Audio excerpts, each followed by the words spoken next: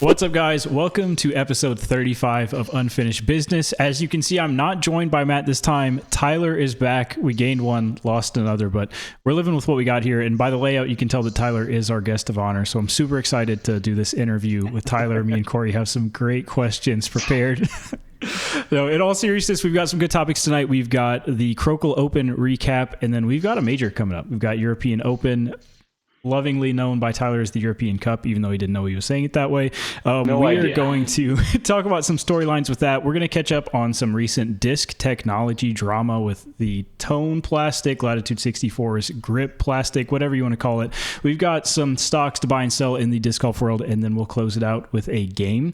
So back to the beginning, Crokel Open happened this last weekend over in Europe, and it was a return to form for both Kristen Tatar. I think we all kind of expected she would kind of pick up right where she left off. Maybe not this soon for me, but she really kind of laid the hammer down on the final day with that 6 down. And then Ricky just dominated this weekend. So those were the winners. I'll leave it up to you guys to start us off. What was your main takeaway? You know, what were you liking about Crokel, whether it be the course, the coverage, the winners? What do you guys got? Course, hands down. Yeah. Looked really awesome. Different style course. Really cool. It was really annoying that Ricky shot 13 under the first day and kind of ran away with it. So that was a real bummer because it just felt like, I mean, you're like, all right, round 2, what's going to happen? And then Ricky just kind of took a 7-shot lead and you're like, okay, it's over. Yeah. So you really didn't get to enjoy any competition. So that was the downer for sure. But the course looked awesome. Whatever they're doing in Europe, we got to figure out that and do that here fast. Yeah, I would also say the course. We have mountains in the United States. Why don't we use them to our advantage? There's a lot of no one space, cares about disc golf. But you can probably purchase a plot of land on a mountain for a couple $1,000s, honestly. Oh. And build whatever we want on it, which is what it looked like. I know that was partially a golf course, but the golf course itself is also on a mountain. So that's insane. So I definitely think we need to do something here, whether it's making new courses or adding to the old courses. But I prefer making new courses. I think we need to think long-term and design something that's going to last and not be picked up and thrown out in 5 years. Yeah, I definitely agree with courses we need new courses that are designed with the modern game in mind, for sure. Biggest storyline for me the weekend was the course as well. It definitely makes it hard to have a lot of individual storylines in competition. Like you mentioned, Tyler, when Ricky's just kind of running away with everything. I had cherry picked a stat simply because it falls back in line with my own narrative that putting is overrated. But Ricky led the field in C1 reg and C2 reg were kind of the big stats. I was looking through, who led in putting. Gannon Burr only missed one C1 putt. He putted 97% on the weekend. But the disparity in C1, I think, was really apparent, which this is probably not the best example because Ricky shot 14 strokes better than Gannon. But throughout the weekend, Gannon obviously they had really similar opportunities at C1 putts. Ricky had 31 and Gannon had 32. Gannon only missed one of those. Ricky missed a few more. But as far as just opportunities in C1, Ricky had 9 more just opportunities to make birdie that Gannon did not have. So I thought that was pretty interesting just overall as far as who's getting looks. And I think, Ricky just played super, super clean. 6 of 6 scrambling, did not bogey at all. That's a pretty good winning formula, I think. You just don't bogey any holes. That sounds like a good time. Ricky just played out of his mind. The other thing I wanted to point out is that Vino kind of snuck his way into a solo podium on the last hole with a birdie. I thought it was a really good look for Vino to sneak in and have a really good showing, amid all the sponsorship drama, all the change there. I did see that Innova just released a Halo Star or a Champion Halo T-Bird. That is Vino Makala's Tour Series. So that looked pretty cool, but it was nice to see him kind of jump up the leaderboard and have a good showing there. Yeah, I also want to say I want to clap back a little bit about the whole putting overrated thing because you love to clap at me about it, so I'm clapping back. If you look at like C2 and reg, whoever's at the top is probably winning the tournament. I get that, but like, Hold on. Why do you have a throwing star? it's not. It's He's clapping it's back not for a real, throwing bro. star. I found this, and so now I'm fidgeting with it. It is That has a got to be multi. the weirdest thing that I've ever seen someone just pull out. It's. Are you sure about that? But this is not a throwing star. It's a multi-tool like screw device, so it has multiple different like ends to it that you can use real quick.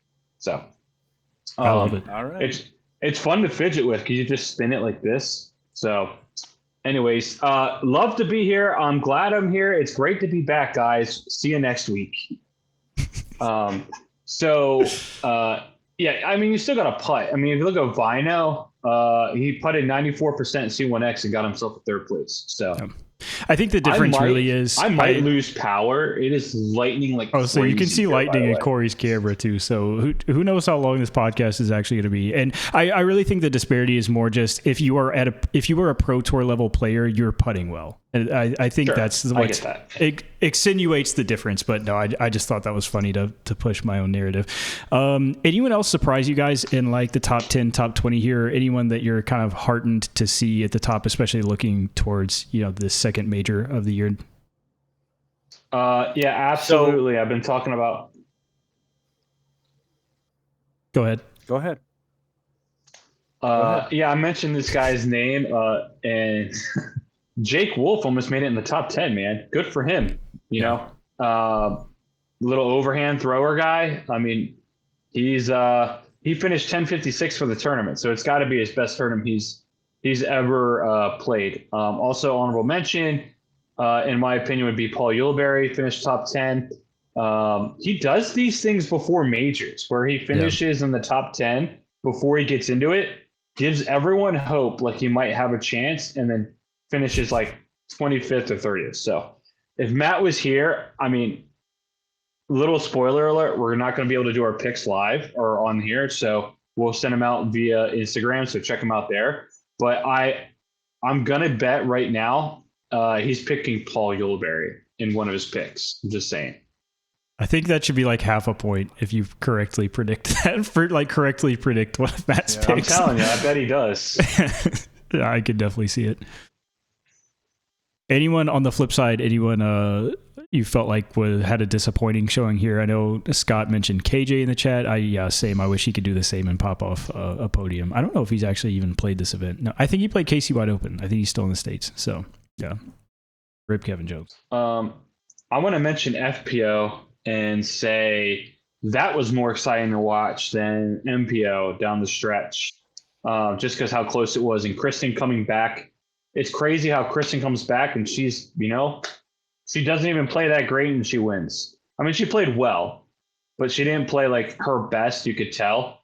And she's got that Tiger effect on a Sunday, right? Silva, even par, could not handle it. Yeah. And she had shot, 6 under, 4 under, and then goes even. And she was good through the first 6 holes. And then all of a sudden, bogey, and then bogeys on the stretch. And Kristen's just like, I'm just going to par my way through. And if I get a birdie, I get a birdie. And so, I mean, she played well. It was really impressive to watch Kristen. Just her presence there, I think, makes people a little on edge. Yeah, I think that's a part of Kristen's game that it's hard to quantify, so it doesn't get talked about as much, but she just does not mess up. So like a competitor trying to either, hold off Kristen or not make mistakes to try to catch Kristen is so hard just to watch her be so incredibly consistent all the time. I will say though, seeing Silva like in it, that is the Olga we've been looking for. Yeah. I think she has to just clean up a little bit, but she's the Olga. We need her in the States. Again, she's only 22, so long time to develop as well. Promising. I will say this. What was the putting stats for Kristen Tatar? 91% putting in C1. Actually, wait, hold on. Let me check all stats. That was a mistake. I apologize. I'm already trying to spit facts. But yeah, Kristen, Kristen and Silva, 1-2 in putting. So I know Silva's like her forte or her signature is her putting. She's a really good putter. So I think what they're starting to do is FPO has been behind in the fact that they're not like the better putters play better, like generally speaking. Yeah. So I think they're starting to set a standard of, okay, if you want to win these tournaments, you're going to have to putt, 80, 85% from C1X. And that's what Kristen did, 86%, Silva 84%. So we're going to have to see these ladies step up and see if they push the game in the putting realm, because they've been a little behind with FPO or MPO side. Yeah, and I think for Silva too, just too many bogeys this weekend. I feel like to really capitalize. 22% of the holes as Not bogeys, good. whereas 15s to Kristen. So it's especially at that level. Again, Kristen just doesn't make mistakes. So if you are always falling behind. It feels like. Yeah. Yep, for sure. Anything else you guys have on Krokel before we move on here? Do you think Ricky is back in his groove, or like why didn't he win the beginning of the season? I think you got to win one. I think you got to win one to get yourself over the hump and know you can do it, and then you're back. And I think he did that. But what? So I understand that, but also this is what season of him being like dominant? 14th season with a win in a row. Yeah, so he shouldn't have that hump anymore. He should be able to go out there and play. And I don't know if maybe he was in a funk in the beginning of the season to where like now he's finally like getting his reins back, but it looked like he was the old Ricky. Yeah. Like that was I don't know. I feel like early on, like typically with Rick, it seems like a health thing. Like he's always got like, oh, it's a Lyme flare up. Like we don't know what's going on. Yeah. But yeah, I haven't watched a lot of Ricky, I guess, because it hasn't been a ton of like, obviously he does have a win before this, but I haven't watched him play enough. But I totally agree, Corey. He looked like the Ricky of old this weekend. Like he was absolutely dominant. He knew what he was doing. Yeah. That's it. That's all I wanted to say. Krokel was awesome. on that fact of it's his 14th win in a row season. How do you say that? 14th season in a row with a win. That's what you say. Paul makes it 15 or 14 in a row. I think Paul makes it 14 in a row himself if he wins this year. So something to keep on your radar and trying to keep track of is Paul going to keep pace with Ricky? Because it would be wild if Ricky had something over Paul, because I don't know if he has too much over. Yeah, I don't know. Taller. Definitely has that over Paul. He is also with this win very close to eclipsing. Paul has long had the record for the most the winningest. He's won the most cash. The winningest. He has won the most cash just purely via events in MPO forever. And Rick is only, I think, like $500 away now, I think, with this win. So he's definitely catchy. It's really close now. Oh, I know Ricky's paying attention to that. Yeah. Oh, I saw the lightning now. I didn't even realize it was storming. That probably changes if you factor in Ricky's Bitcoin investments, but this one's purely just on the course, Just a quick fun fact before we move on. I'm just curious about this. Who do you think cares about that more, Ricky or Paul? I think Paul 100%. I think Paul's a freak like that with stats and just like comparing himself to everyone. How much did his McLaren depreciate? Or do you think it like? I don't know. I feel like he hasn't driven that thing a ton. A car like that, I don't know, depreciates. I think a car like that goes up in value over time. Depends on how does he drive it. I feel like he hadn't had a ton of chances to drive it, Yeah. How are they going to put a car seat in there? Yeah. And now let's get one thing straight about the McLaren. I want everybody to know it is one of the low-end McLarens. He does have a McLaren, but it is a low-end McLaren. He's disc golf rich. He's not golf rich. He's disc golf rich. Oh, my God. That matters. You wouldn't even want the high-end McLaren. No, I know. The McLaren he has is like the one you would want. So, but still. Me personally, actually, no. You know what? He doesn't have the low end one. He has like the mid tier. I prefer the low end one. There you go. Yeah. As a car enthusiast, I would pick the cheapest one because I think it looks the best. Nice. Well, speaking of McLaren and innovation and technology, we had some recent drama in disc sports that we did not touch on here. I don't think at all, but we had Latitude 64, a week or so ago, come up with their specific line of new plastic innovation where they wanted to have more grip on the flight plate of the rim or on the flight plate of the disc. A lot of people were comparing that to Clash's tone technology, and Latitude saying that, hey, we've got a patent for this, and then Innova saying like, hey, we were actually trying to do this, and that's how we came up with Halo. So I just had the blanket question as far as like overall disc innovation. Where do you guys rank or think? I doubt any of us have had our hands on this new technology yet, but where do you think this is going to rank in the realm of disc sport innovation when you factor in MVP's overmold, you've got Clash's tone, you've got Halo, whatever you want to talk to here, the world's your oyster, but where do you guys rank this as how important do you think this is going to be? I think it goes, obviously MVP is number one when it comes to innovation. I think so. Number two, I would say Clash. And then I would put this above. I don't know. This might end up being number two. Because I'm trying to think of the use cases. And Bodanza just recently had a video where he unboxed it, and it is basically taking a stiff, like Champion style. I don't know what Latitude's plastics are. What is their champ? Opto. Are you sure? So, is it? Yeah, it's probably Opto X is what they're using under it because that's like the super stiff X. Opto. Okay, yeah. So Opto X, super stiff, which means that it holds its flight. It's not going to get beat up. It's going to be easily like standardized.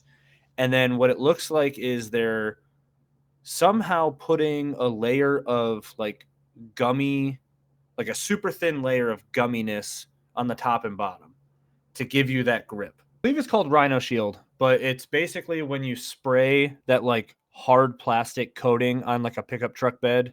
Yeah. I think that obviously they're not spraying it, but I think the gumminess is being like, whether it's like welded on, like friction welded or something. I don't know what it is, but it seems like that's what it is. And it's coating the hard plastic. So having the grip, but also having the reliability, I guess, of a very thick plastic. We're going to have to wait. Huh? Do you think they're doing a spray-on texture to the rim? I don't know if it's sprayed on. It's probably like heat welded on, but it reminds me of that coating. Or if you've ever used like Plasti Dip, where you can kind of get a texture on top of something by like spraying layers. I don't think they're spraying it.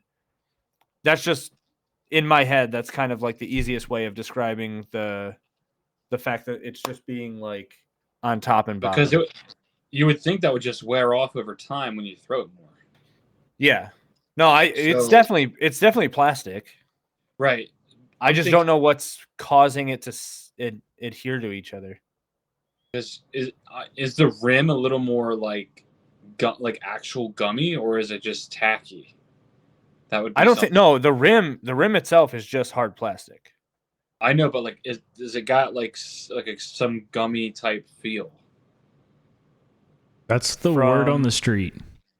Like, oh, really? I would say I'm much more excited to try this than tone, I think, because when I think of like a gummy disc feeling better than a stiff disc, to me, it's mainly with my thumb.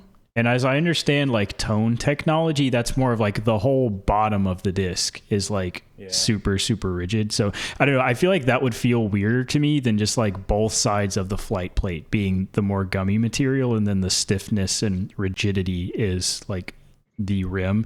I'm excited to try it. I think, for me as someone who's thrown a lot of like the 3D printed and like the NSH discs of the world, I think a lot of their drivers are they're hard to get in the middle stability. They're either like super overstable or super understable because a lot of the drivers are gummier plastic. So just the variation when you're trying to accelerate the disc just causes them to do some wild things. So I definitely like the idea of like a stiff, torque resistant core of a disc, but then, the nice feeling gummy top and bottom. Does anybody know how tone works? Like, how are they putting their disc together, and why is it possible to separate them if you hit something hard enough? Sounds like a good video idea. I know there's a local rep here where I live. I haven't been able to talk to him too much about it though, but he advertises it all the time. I mean, I think it's just soft on bottom, hard on top, right? Is that what it is? Well, one of the two. I guess it's like a denser, it's two different plastics that are somehow merged together. It's soft on top. And like the bottom piece is just half of the rim in a denser plastic. It's almost like half the mold is one plastic and the other half is the other plastic. But yeah, I'm very curious on how that's merged together. Yeah. And I would love to try to split one apart. It's like when you think of MVP, it's wrapping around the disc, so there's no way of it like falling off because it's a solid piece around a solid piece. This is almost two solid pieces that is just stuck to each other. Yeah. So I might have to buy one and see if I can separate it by a brick wall. Science. Let's go. I think innovation-wise, I think this is probably the lowest on the totem pole of innovation that Latitude 64 is doing. I think it's going to feel good, honestly. I like. Well, how do you feel about Halo? What do you mean? Or what do you want to know? What do you want my opinion about it? Innovation-wise? Yeah, would that be more innovation than this? Like Halo just shoot from it. Innova? Yeah, it's just shooting. Like it's just timing the plastic. I don't know. Because like it goes from the core, and it shoots outward, and then they just put a lighter plastic after that pushes it out to the rim, which is why you never get like a perfect ring every time. But like I feel like that's not. It was innovative because it was like a new thing, but that would be the equivalent of the Jawbreaker, like Discraft's Z Jawbreaker. It's cool. Now you see everyone and their uncle coming out with this. Yeah. I mean, Prodigy has Fractal. All the Chinese companies are doing it with ease because they said, oh, yeah, that does look cool. And then now they're doing it. So yeah. I feel like Halo is the same way, where it's just they tried something, but it's still just normal injection. But I mean, I don't care about that part. I'm just saying, like the way it feels. That's what I'm gonna really enjoy. Like I want. Well, yeah, no, you said innovation, so I don't. I don't think shooting two types of plastic the normal way in a disc is like that innovative, because I guarantee you, half my friends that work at like some of these factories probably tested some stuff out and was like, this is sick. And then they either went with it or they never did it again. Yeah. I think also about MVP, the overmolds and everything like that are good for pro players. I've said this before on the show a couple of times, or, a while ago, but I think MVP is like the worst disc for amateurs to throw, because you have to get them up to speed from the do what you need to do. If you get them up to like 80% speed, they're not going to do anything. They're going to die like a duck. And that was the biggest problem I had when I was throwing like a Crave, when I could only throw like max 280, 300. I wasn't consistent enough with that. So I'm still pretty low about the MVP's overmold, except if you're somebody who can get the disc up to speed. I think the innovation's there, obviously, because NASA people created it, apparently, or whatever, like your rocket scientists or whoever they are. There was a lot of science behind it. But yeah, I don't know. It's hard to tell like what's really innovative, right? Is innovative just doing something that's different, or is innovative doing something that actually makes a disc better, like flight wise. Does that make any sense?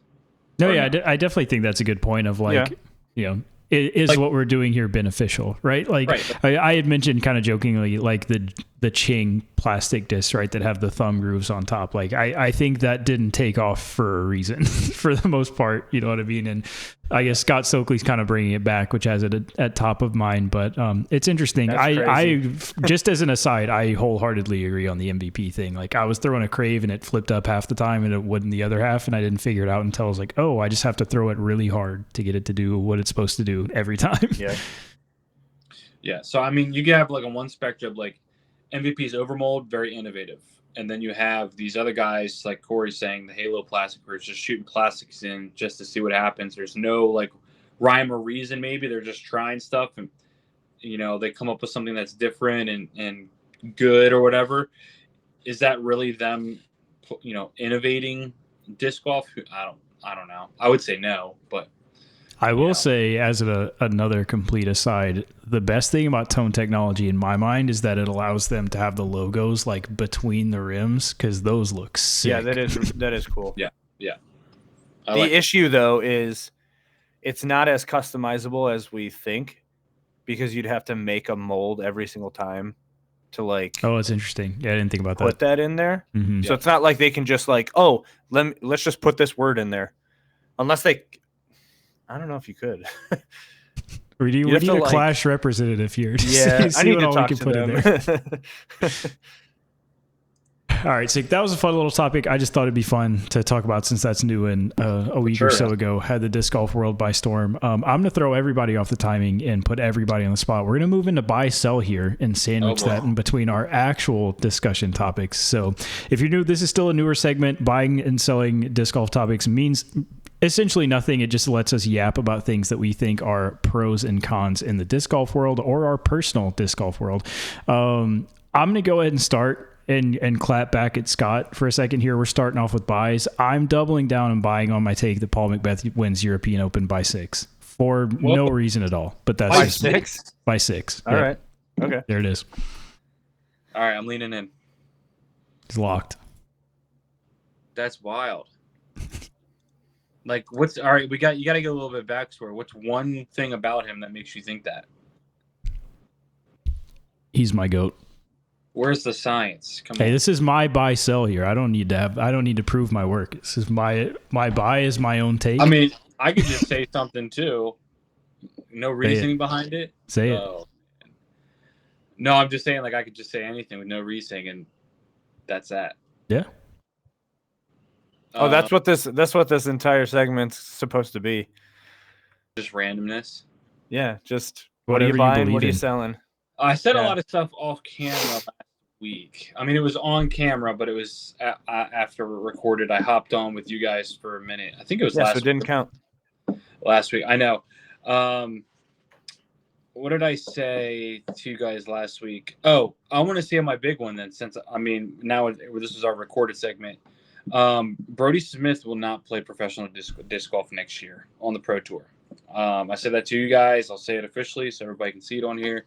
And I don't know if Scott was there when I said it. That guy is just gone. Like, he's gone. He's not grinding. He cares about other stuff. And one of the things I was saying right now is there's a lot of YouTube, like golf in general going on right now with pros and YouTubers. And I wonder if Brody's sitting thinking about, if I had stuck with the golf thing, could I have gotten into that scene and done stuff with pros? So like Bryson DeChambeau is doing stuff with YouTube golfers and whatnot, because he does his own YouTube golf. And there's a lot of other guys on the Live Golf that do a lot of stuff with YouTube golfers. And I'm wondering if Brody's thinking about that kind of stuff. It just feels like Brody's mind is elsewhere. I think it should still be in disc golf in that foundation in other ways, but I don't know if, he's really going to be playing pro disc golf next year. So did he play? Is he going to Europe or no? We have any idea? I don't know. I kind of doubt it, but I don't know. Because I think Yeah, he I'm not said sure. last year, if I can remember, like he doesn't plan on going over there for any particular reason. Oh, just wanted to say this real quick. Paul Macbeth did DNF last year at the Open. That's why he's coming back to win it by 6. Just saying. Motivated. So, anyways, that's my. I'm buying that stock right now. Brody, I'm not playing pro disc golf next year. I support it. I agree. That's why I wanted Hunter on the night. I wanted to hear what he had to say. Yeah. All right, Corey, what you buying? I am buying lowering plane ticket prices. I'm with that. I can For support the that. mere fact that we need all of the Europeans to come over here so we could finally figure out who is the best. Yeah. Are Americans still the best disc golfers because we invented the sport? Or has Europe taken over, but they aren't in the competition with us at the time? I will say this, if I can interject on your buy, they do it better than us, if that makes sense. The experience, yes. The skill level, They take it more is seriously there? than we do, for sure. Well, there's Europe's weird, okay? I've seen some really weird sports that are Shout like out to our kind of European ours, listeners. but they completely changed it to make it theirs. Like handball. Why? Handball's intense. But why is that a thing? I mean, it's a cheap sport. Most of our sports are cheap. I mean, handball, you just need a net and a ball. And Other some hands. sports need some equipment. But Hey, I don't know. I support it. I support it. We'll move all on right, so into got it. we'll move on into selling. I have a really simple one. I've probably already said it before, but I'm going to say it again. I am selling the weather currently because I tried to play disc golf yesterday and it wasn't even that hot, but it was so humid on like the second hole. I was just, like dripping with sweat. It was morning horrible. this morning at 8 a.m., my phone said it felt like 87 at 8 a.m. in the morning. Yeah. Disgusting. I'm so over it. Scott makes up a great point. Isn't the President's Cup going to decide that? Shout out to America, never lost undefeated. That's true. But I will say, didn't that already go down? It's soon this week, I think. They just announced like the teams. But European Open's this week, right? Weekend. Yeah. I think it's in the next couple days. I'm not positive on that though. So they play it just days before the Open? I don't know. I think so. Let's see. We can I get told some you I don't pay confirmation real attention to quick. Europe. I do think a change should happen in the President's Cup where right now it is, I think 6 MPO players and 2 FPO players. I honestly think if we had more FPO representation, we would have lost already. So, Yeah. Yeah. I think they could do it starts tomorrow. Okay. They could do 8 guys and 4 women. That would be more to make it 12. Starts and ends tomorrow. Yeah, good point, Scott. It is tomorrow. We'll find out here shortly. It's a one-day event now because I think they play team matches and then individual matches, and that's it. Yeah, I mean, listen, I'm going to say this right now. There's nothing better than the Ryder Cup on the face of the earth. It's my favorite sporting event every 2 years. We've done a Ryder Cup in our disc golf group. It is the most fun you could possibly have playing golf. I wish they could spice it up a little bit. You know, people fly. I mean, the Europeans are coming over here. We're going over there. All right, we need to start establishing a legit rivalry between each other. Actually, it would be unpatriotic for me to say this, but, I'm hoping the Europeans push them a little bit. Like, that would be great. And then we'd start having this rivalry, I think. Yeah. Yeah. I would say definitely. Ryder Cup is second. What's first? A Fast and Furious movie premiere. Oh, gosh, dude. Love that. Love that. Wow. I was going to say, like, back in the day, Call of Duty midnight release. That was So true, man. So sick. Or like going to the GameStop. yeah. Or like Halo. Halo release was big too. My buddy, we made a full-length video of my buddy going to the midnight release of, I think it was Madden 11, maybe, and then him putting it in, and they changed so much from the year before that he threw it away that night. That's crazy. I had the cheat code when I was a kid. My dad was a pharmacist at Walmart, so he would just bring the stuff home from the midnight release when he got off of work at like That's 6. awesome. So I didn't have to go. The biggest release I remember getting video game wise was in college, Black Ops 2. I think it was Black Ops 2 when that came out. I didn't go to class for like a week. So that was not good. But that's the biggest one I can remember. Other than Modern Warfare 2, which is my favorite Call of Duty of all time. So sick. But I would say I have to remember. My cell. My cell is Ganon playing well in this tournament. And that seems like a really cheap thing to say. But first time over in Europe playing disc golf, at least in the Open.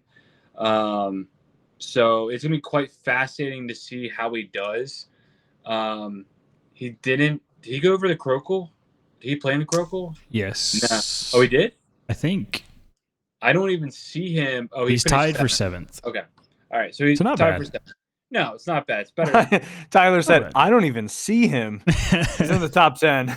Well, you know what happened is I looked at the top 5 and I jumped down further down. I just skipped 6 through like 11. Didn't even look. Yeah, I mean, I don't know. Who knows how it's going to translate with him playing over here for the first time. So, Yeah. I mean, it's a cheap thing for me to use. But that would be my sell is Ganon's stock to win this weekend. I respect that. Corey, what you sell? I am selling not liking Ricky's personality. Oh, I like this. So I'm all on this. he is now doing course videos, Yes. and he's been putting them out. And the first couple, I was also not on board. There was just something about like him. I don't know if it's his face, the way he talks. I've been saying this forever. It just wasn't good. Watching the Crocal course breakdown, I may have fallen for Ricky's personality. Really? Yeah. I that's why was gonna say, I'm selling I- not liking it. I am a certified, like before this, like Ricky hater to the grave. I will say I watched those videos and I thought they were great. I've definitely backed down my Ricky hate. I think so. I don't think we hate Ricky. I think we hate whoever's in charge of the videos for like DD and stuff like that. Because I don't know who was filming him on these, but it was just someone like basically he said, hold the camera. And then he got to say whatever and talk about whatever. And you could actually see a real human being laughing and talking and just like being himself. And I actually like it. I enjoyed it. I'll have to go take a look at it. I didn't watch it. Yeah. It was funny because there's you know that I can't remember what hole it is. It might be hole 1, honestly. Which hole at Crocal? Because I kind of skimmed through the footage. The one where it's like a slight hill where everyone was talking about if you hyzer, it basically skips OB. I think that's the hole I'm talking about. I couldn't say. It was like a par 3, and there's just like a hill, and you either like land at the bottom of the hill, or if you land on top of the hill, you skip OB left, which is I think like it's hole immediate. 1. I think it is hole 1. Yeah. I think he was talking about that, or he was talking about another one that looks just like it, but there's a little like waterfall creek thing that goes into a pond, and he lost a felon, and then he like the day before, and then during the practice round, something else went in the water, and he's like, well, I don't care if I get my pants wet, I have to go in there. So he went in, grabbed his disc, and then he was like, oh yeah, I didn't realize how shallow it was. And then it cuts to him like chest deep water. So he went from like knee deep, and then he took like 2 steps, and then it just goes to like 4.5 feet. That's funny. And it was pretty funny. And then he ended up finding his felon from the night before. So Nice. it was cool. I like his personality. Ricky getting a win. Good for him, man. Yeah, I think they really do need someone whether it's marketing or just videography. I think he needs to be able to talk to someone and not just talk to a camera, quote unquote, hundreds of thousands of fans. Yeah, you yeah. know what I mean? Like, depending on how many people are actually watching, he needs to talk to someone. Yeah, I was going to say he did the way well. that Foundation gets to talk to like Hunter, or I mean Connor. I enjoyed him on Jomez's practice round as well. The Yeah. recent one that he was on. I do think he's a lot better with human interaction and not just like, hey, here's a camera on a tripod, talk about a Exactly. disc. I was not getting the whole like drugged out Yeah. look from him because he's not. It's not like they're like running up to him like a paparazzi and saying like, "Hey, camera's in your face, talk." Right. It was just like, "Hey, I'm turning the camera on, and that's it." Yeah. So Ricky, if you want to pay me to be your video guy, I'll do it. There you go. I'll take the job. I have a bonus buy since mine was fraudulent. I don't think I mentioned this last week on the podcast. I said it in Discord, but at Des Moines Challenge, I got reminded of this because Adam Hamas, Ulibarri, and Barella were all tied for 7th, and Tyler's out of here again. I am buying Hamas, Austin Turner, and Anthony Barella all wearing the same jersey on lead card and standing next to each other as often as possible. Was absolutely hilarious. I said this last week in the after show. I want to say it again on record. I'm selling Paul winning a major this year. Not happening. So I'm going to go on record against Taylor. Not going to happen. See what happens. He's old. I got him by 6. So what are the stakes? A steak. Man, if we're going to do some stakes. I mean, I'm pretty confident in my decision.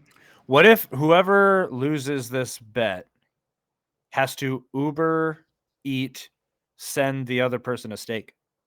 The stakes is a steak. I got one for you. Whoever loses the bet has to film a video of a 9-hole round with the disc of the winner's choice and post it on YouTube. Okay. I like that. 1 disc round, but you get to pick the disc. Yep. All right. For me, because I'm going to lose because Paul's not going to win by 6, but He doesn't have to win by 6. He just has to win. that's No, fair. I'm just saying. Higher chance. I'm just saying he won't win a major this year. Like that's all the bet is against. So he has 2 more chances after this weekend. Oh, let's go. Well, he has one more chance But- because Goose is going to win one. Yeah, Oh that's, wow, that's fair. that's daydreaming right there. No. I'll say I'll buy stock in Goose 2023 over 2024. Did he win anything last year? No, but he came darn close. He did. But He should have won Portland. did he win any smaller events? Because he's already won. Like A tier. Yeah, I don't know. Either AT or silver. I don't Nobody think cares he's about won. 8 years, man. He won like 2 already this year, I think. I don't think. Oh, he won the. Did he win the 302? Or whatever No. that's called. I don't remember. But he just won something like 2 weeks ago or something like that. He did just win something. Yeah.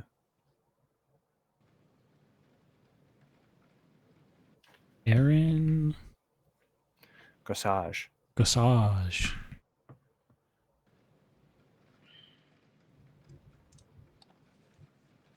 What is happening? I don't know.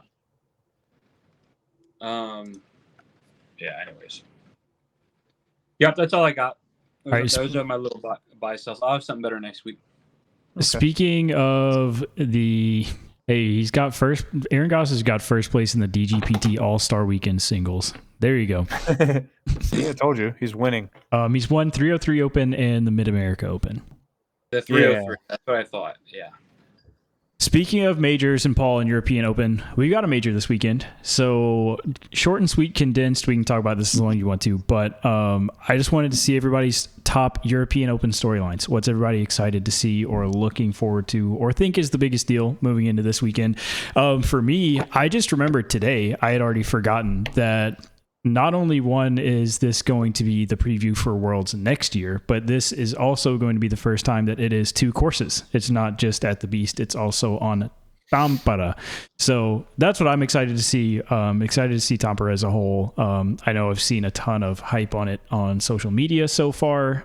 So I'm excited to see how it plays on 2 courses, as well as apparently at least the beast is going to change drastically after 2025 and could be going away. So definitely gonna savor it while we still have it.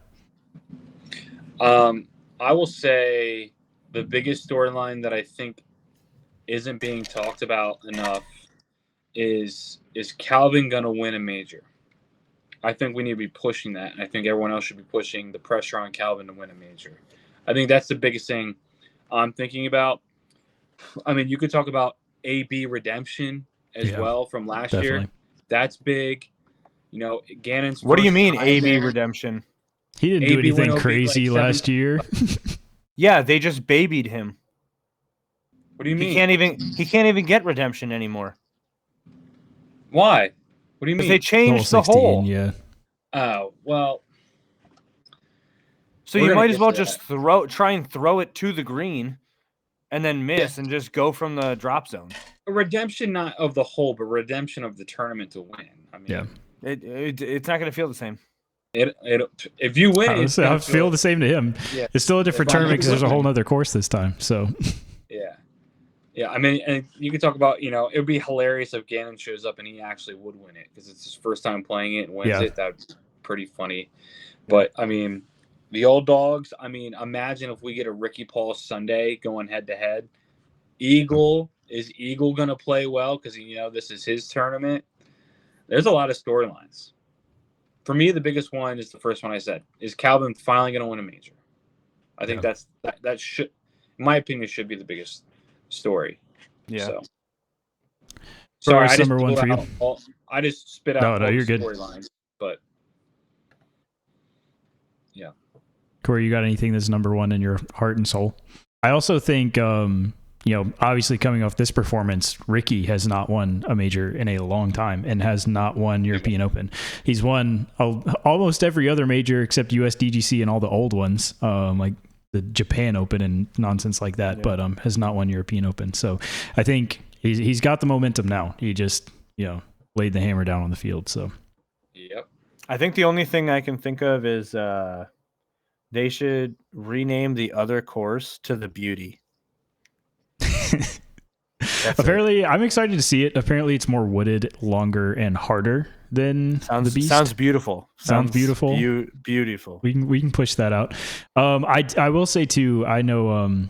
There was an interview done with UC Maresma, so just to have it on our podcast in case you have not seen it elsewhere, it was a change forced by the PDGA, basically, for them to change hole 16. They've wanted them to change it for the past 5 years, apparently, and finally this year we're like, nah, for real, if you don't change it, you're going to have to be an X major like so USDGC. What was the issue?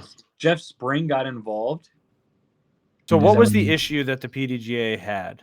I know it's the only hole that does a specific thing, but I can't remember what it is. Yes, so it is not the traditional out-of-bounds rules, which has to be written by an exception for the PDGA, which is not Jeff Spring, but would be, what's his name? Dynamic Disc guy. Rob Schneider. Gosh, come on, fellas. So it is what Jeremy? No, he left Dynamic Disc to be the president of the PDGA. Tyler has a picture with him. Bjerkes. Yes, Dave Bjerkes. What UC Maresma had mentioned was that it is an exception to the rules that the PDGA has to grant for them to still be a sanctioned, rated PDGA event, for them to use a bunker rule as the out-of-bounds rules. What he mentioned that the PDGA really did not like is that everyone else, hundreds of tournaments, would then write into the PDGA to try to get the same exemption and then use the European Open as the example of we want to do a hole like the European Open. So I don't know. It seems pretty lame to me. It's like an iconic. Can you go further into detail on what that rule is? That you cannot advance when your disc goes out of bounds. Okay, so it's literally stroke and distance. Right. So are we officially talking about 16 right now? Yeah. Okay. So I think the way it should be played for pace of play, if that's what we're doing it for, is I don't know how you exactly do it, but it needs to be treated like a hazard, in my opinion. Or did you guys enjoy people just throwing disc after disc until they got it on the island? I mean, I think I don't know. It feels like a bad change to me when this is the highest level of disc golf. It feels like you can lay up if you want to. You don't have to throw 10 discs at the island and not make it. Like, you are the best in the world. Figure it out. Like, either throw it on the island or lay up and take a bogey. I think it would be, or I just thought about this, just throwing it out there. The easy fix, just make it a par 5. So you're going for eagle, or you can just lay up and throw up, take an easy birdie, and then you can take an easy birdie. So like that's the big advantage. I mean, I guess it's the same scoring separation. It's just the thought of taking a worse score. So maybe that doesn't do anything, actually. Yeah, and to Scott's point in the chat, Scott just mentioned, don't make an exemption. I hate the PDGA. That's hard to do when the PDGA controls all the majors, and it's been like UC Maresma's career goal to have worlds at those courses. So yeah, sucks. I don't know. I'm trying to think if you play it as a hazard, you're one drive, 2 towards the green. If you miss it, you take 3 and you're putting 4. I don't know. Honestly, this is going to be counterculture. I don't mind their change at all. I really don't care enough. I think it's only a huge talking point because of what happened last year. Like, if AB doesn't throw 8 discs at the island last year, I think they changed this and people are like, oh, that sucks. Like, it was cool, like, 17 USDGC or whatever, and then you're over it in a day. Yeah. It took AB having an absolute collapse. I mean, yeah, but I just don't like the double drop zone.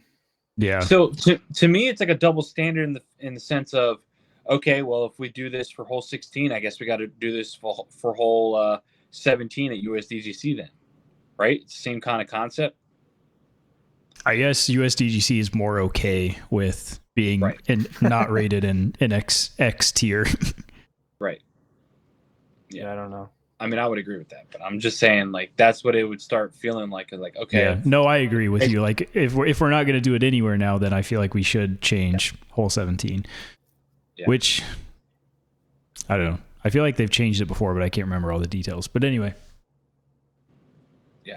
That's all I got on European Open. You guys got anything else? I'm excited to see who wins. No. See who take it out. My last complaint is I shouldn't have to pay for DGPT, DGN Pro, whatever it is, to be able to watch the European Open. But I think that also goes back to Yusuf Maresma mentioned in his interview about why it took so long to get Worlds out there, is he really wanted control of the media rights. So I have a feeling that plays into that piece. Yeah. Yeah, Scott says in the chat, the only people that care are the talking heads that now don't have a storyline to talk about. Yeah, that's us. We need our storyline. All right. Well, no, I mean, we're just going to talk about it because everyone else is talking about it. But I actually don't think it's that big a deal. I've heard some people make some big deals about it. Personally, I don't. Well, I don't like any drop zone that is a putt. Yeah, I agree with that. Unless it's like 60 feet. The second drop zone should be like maybe a little bit into the OB at the farthest edge of the fairway. So you're still throwing at least 100 feet, not a 45. It'd be like where putt. your layup would be, right? Well, no, it technically would be in the OB. So you'd be throwing from the OB, but a little farther than like the edge of where the layup would be.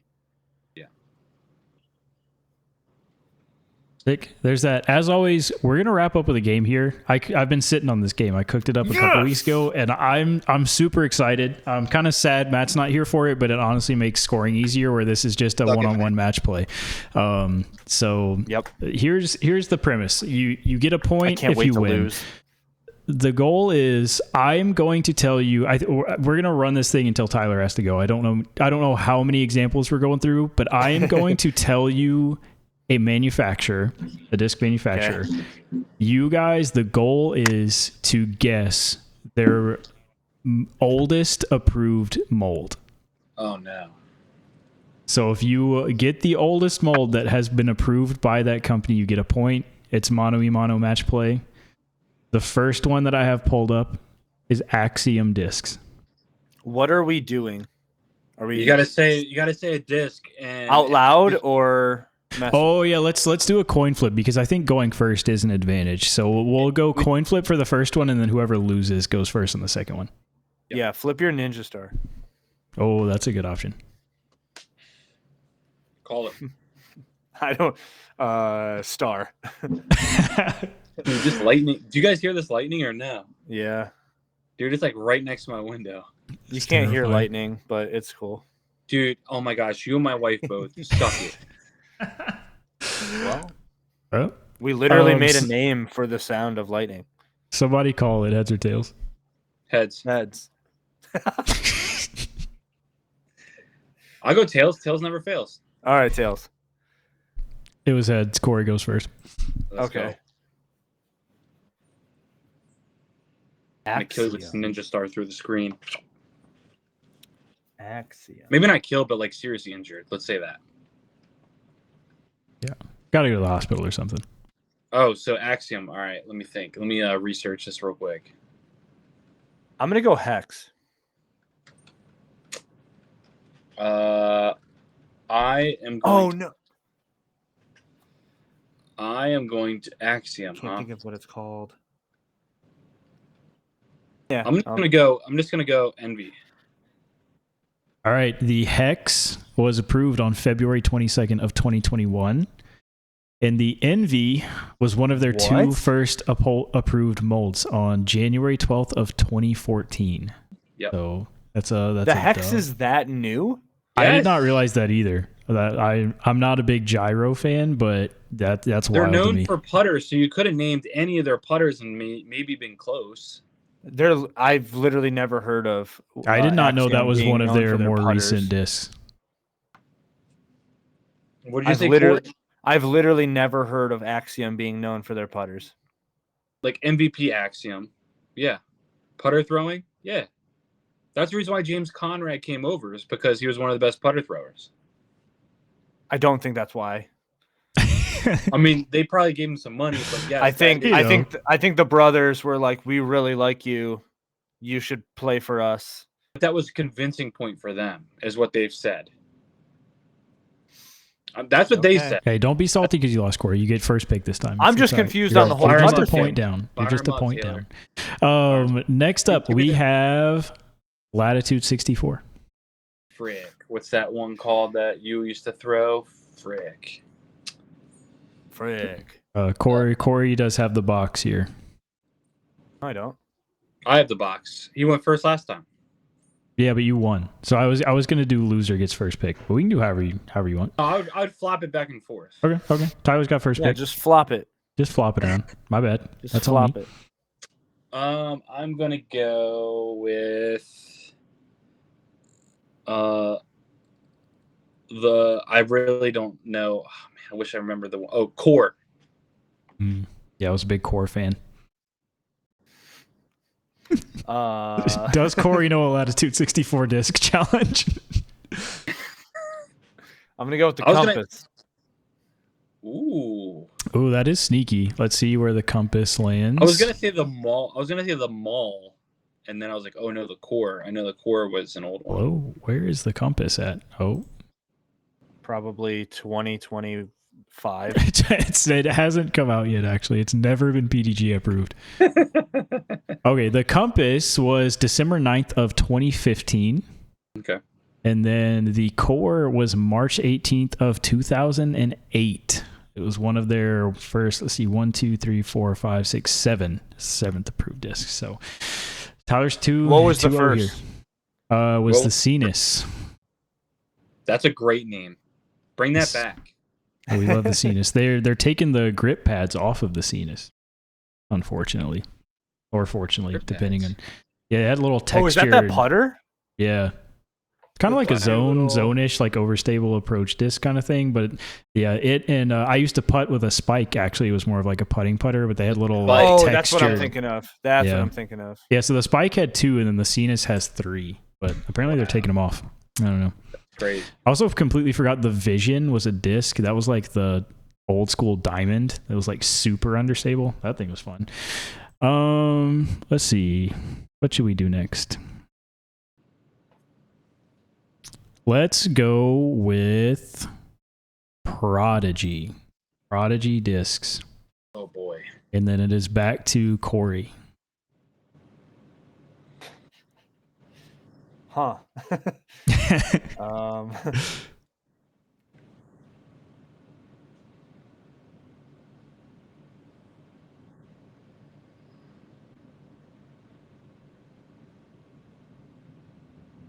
I know you know one of the discs because you just have to say a letter and a number. So yeah, I know. I'm just trying to figure out what order did they make them.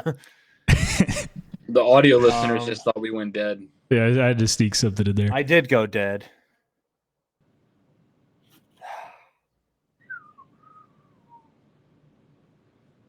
I'm gonna go M3. Ooh.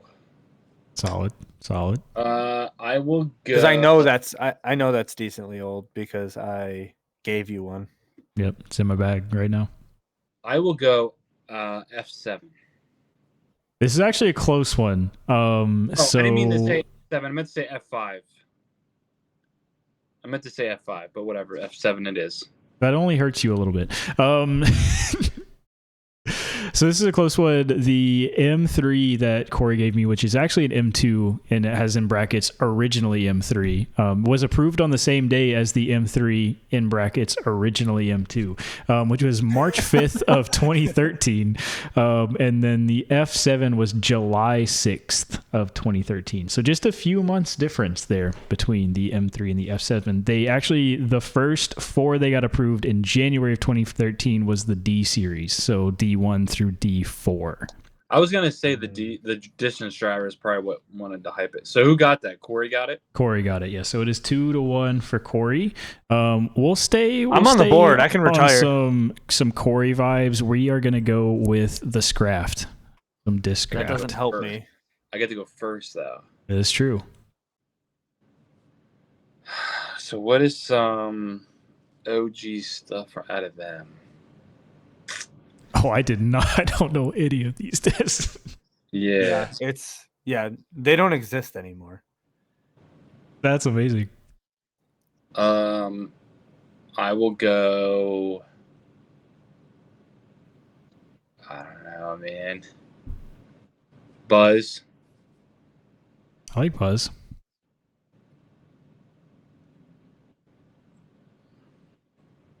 Corey, what you got? Shoot. I'm trying to think of. I was trying to think of some drivers that aren't out there anymore. I'm trying to think of.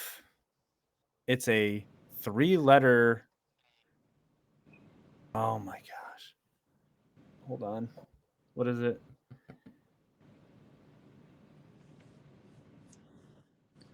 It's a 3-letter name. Just remember, you lose $1 million if you get it wrong. Oh, I can true. beat the Buzz. I can beat the Buzz. I just Confident. trying to think of. No pressure, but if you come back 2-2 right here and set up the best of 5 tiebreaker, it's kind of electric content wise. Yep. It's got to be that way.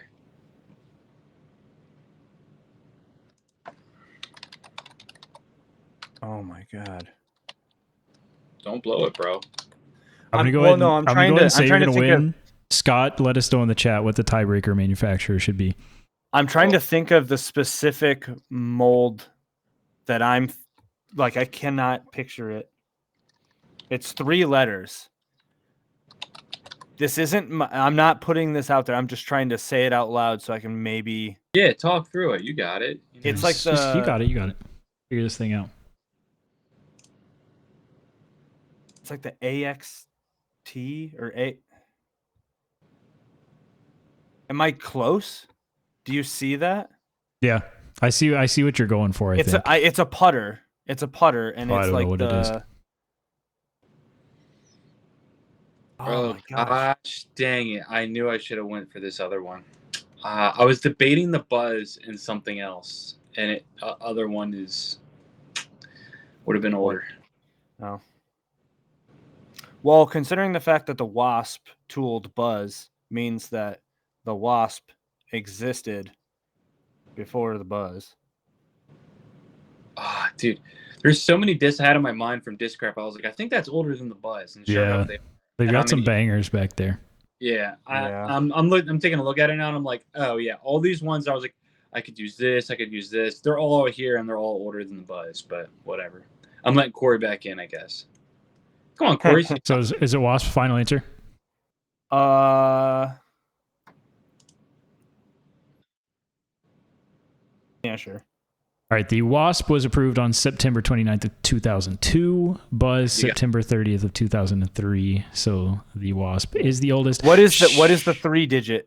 APX. APX. Why didn't you say? Yeah, why didn't you say the Extreme? I was thinking the Extreme was back there. I'm not sure when that actually came out. Shout out to the Sky Streak as well that Brody was throwing around back in 1983. What about the XL? That's pretty old. 1998. That's what I was. Yeah, I was thinking about doing the XL, but yeah. My first disc that came into mind was the Reaper, and the Reaper was before the Buzz. That is a disc that I've seen that I always forget exists, and like I see somebody talk about the Reaper, I'm like, I don't know what that is. The Reaper is actually good. I have one, and it's pretty sick. All right, so Scott hit us up with Legacy or Gateway for the tiebreaker best of 5. I'm going with Legacy discs because I feel like that's going to be less known here for some reason. But what? Who goes first? Tyler goes first, I believe. Or no, Corey, you go first. Because we waited 17 years for Corey to pick his. Yeah, I thought we already had done like 3 or 4. Company that he grew up with. Because I was trying to find that one. Unbelievable. Yeah, so this one's for all the Tostitos. Also, fun fact: what is it? The APX. Yeah. APX. There's an APX and an MPX. But the APX is that the Reef, the DGA Reef that I tried to give Tyler, but he didn't want it. So I'm gonna do a lunch break with it. Yeah. Sorry. All right. So we're going Legacy. I'm gonna go Patriot. I was gonna say I know like one disc from him. I gotta think of the other one. The other one. What's the other one that I know? Do you want the Patriot? I can name off some more. No, let me figure out the other one. All right. It's like the. It is like the. It's something. It flies in the sky. Hopefully you take longer than me so we can't complain about my Well, you know disc crafting ones. I don't know the Legacy. I know. I was trying to think of the oldest one I could think of. I'm going to selfishly complain that this is going to be the hardest podcast to edit yet with our technical issues and things I'm going to splice together here. So it's all right. It's all right. I'm going to already spend some time on this one. I want to say that disc that's like the it's like a beaver or something like that. Oh, man. Are you talking about the Badger? The Badger. Just give me the Badger. Okay, I win. Yeah, unfortunately, the Badger is pretty recent in 2021, and then the Patriot, pretty old, 2012. One of the earlier ones. Where's the Cannon? Cannon was number 2 in 2011. Corey had a massive comeback. Yeah, that was pretty impressive. What you don't know is Legacy is also something that I grew up with. So this is rigged. This whole thing has been rigged. It was rigged. I asked Corey beforehand. Was like, "Hey, what disc companies do you know the most about?" He said, "Do you know Legacy?" I said, "No." He said, "Say Pursuit." He ended with Discraft and a company that Corey grew up with, Classic. Yeah, I didn't know about Legacy, but I did throw Corey a bone with Discraft because it was looking pretty rough, and it turned out, what can you do? But what you can do is buy any of your Legacy or Discraft molds over at foundationdisc.com. Shout out to them for allegedly sponsoring this podcast. Shout out to Matt. I hope he's having a great time at his concert. We miss him. Do they have Legacy? Yeah. Hunter throws a lot of Legacy. Okay. There we go. Then yes, do that. Whatever disc golf things you need, you can buy them there. If you don't, and you only listen to us on Spotify or the podcast apps, come join Scott in the YouTube live chat. He needs a friend in here other than us. We're going stir crazy. But if you prefer to listen to us on our commute or wherever, beggars can't be choosers. Listen to us however you want. We're on podcast apps, Spotify, Apple Music, YouTube. Take your pick. We'll be back here Tuesday nights, 7:15 Central Time, because it is the best time zone. And thank you guys for watching. See you in the next one. Deuces. Bye.